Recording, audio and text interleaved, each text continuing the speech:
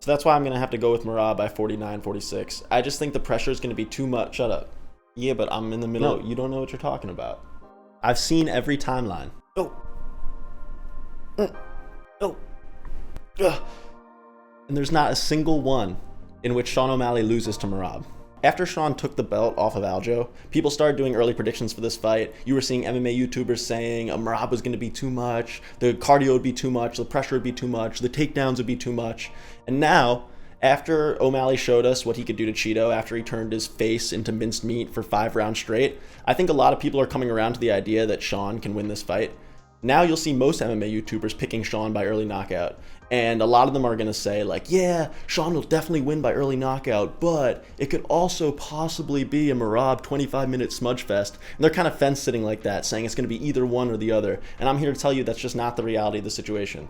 There's not a single way in which Merab can beat Sean. Sean is way too good everywhere. I'm kind of starting to agree with Bedtime here with saying that Sean is the bantamweight GOAT. I mean, he doesn't have the resume for it yet, but if we're talking about pure skill, there's not been another bantamweight that's as good as he is.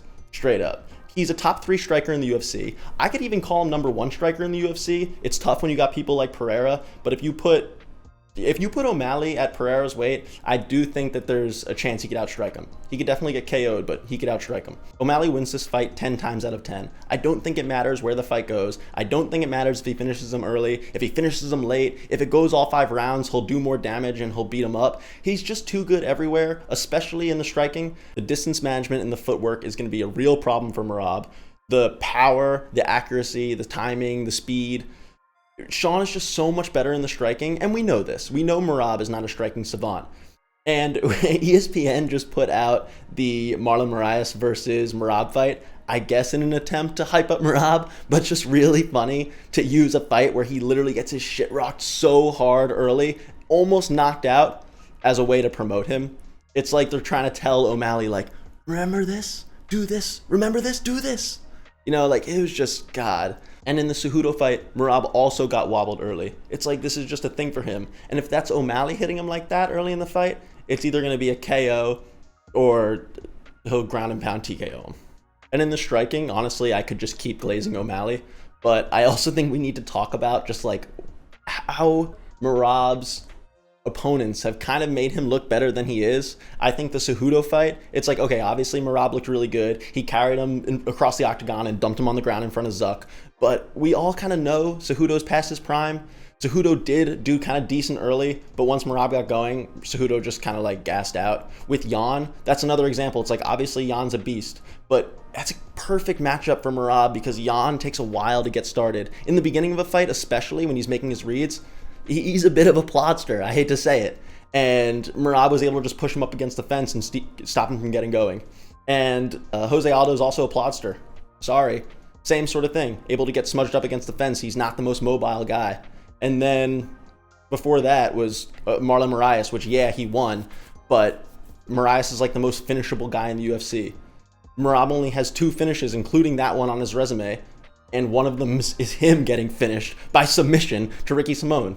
So it's like, I don't think he's all that he's hyped up to be. And speaking of his complete lack of finishing ability, I think that's really going to get Merab in trouble in this fight because he has no way of getting respect from Sean. Yes, he can pressure Sean, but Sean doesn't need to fear the hands. Even if the threat of the takedown makes the hands more dangerous for Merab, it just doesn't matter. He has pillow punches. There's no fear of getting finished. Even if he gets a hold of O'Malley, O'Malley doesn't need to be worried about getting submitted. Like I said, the only submission on Merab's resume is him getting submitted. So that's not a problem. O'Malley has a better chance of submitting Merab than Merab does of submitting him.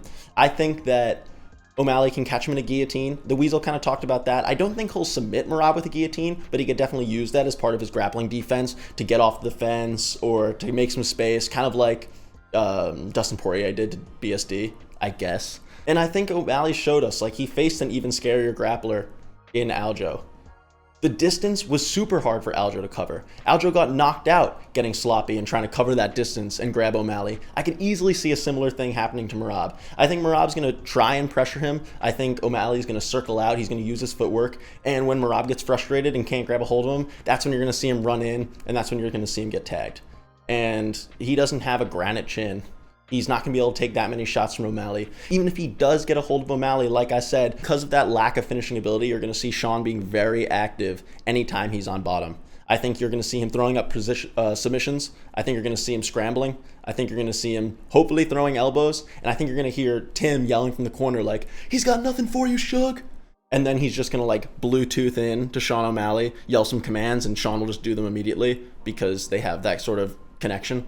And I know I'm saying how easy it is going to be for Sean to win this fight, but I don't want this to be chalked up to all of the injuries or staph infection or whatever it is that Merab has, because it would be such a bummer to see O'Malley put on this masterclass, shut everyone up, and then for people to be saying like, "Oh, but the staph infection, oh, but the cut on the eye, oh, but the headfirst dive into the lake." It's like, everyone comes into fights compromised in some way. Sean wasn't able to grapple last time because of his rib injury. It's like, I'm sick of hearing people's wins get discredited because of some staph infection or whatever. At the end of the day, Merab chose to fight. Merab chose to post pictures of his cut and his infection on the internet for us all to see. It's like, you don't get an excuse for that. If you walk in there, you're deciding that you're good enough to fight, that's on you. So at the end of the day, obviously, you know I'm picking Sean. If I had to pick a way that he's going to get it done, I do think it'll be an early finish. Doesn't have to be an early finish, but I do think he'll catch him probably in the first round, probably even faster than he caught Aljo. I just see Merab getting impatient really fast. But to be honest, if it goes a long time, if Merab does happen to get his hands on him, drag out the fight a little bit, I don't think that that's going to discourage O'Malley. I think he's got that dog in him, to be honest. I also hate that I can't say he's got that dog in him anymore without thinking of Izzy. Like, he kind of ruined that phrase. It was kind of a cool phrase, but yeah, fuck Izzy for that. Anyway, yeah, Sean has that dog in him. I think he'll be able to grit through tough moments in round 2, 3, 4 if Merab gets his hands on him, and he could still knock him out late, or he can still do more damage. There's just no way Merab wins this fight at all. Bet everything. Bet the house. Bet your last dollar in your bank account. Doesn't fucking matter. Sean wins this fight. All right, well, thanks for watching, guys. If you liked it, please like, share, subscribe, comment. I'd love some fucking comments. Do that shit. And yeah, I'll also be live streaming my reaction to this fight, so please tune into that, and I'll see you guys there.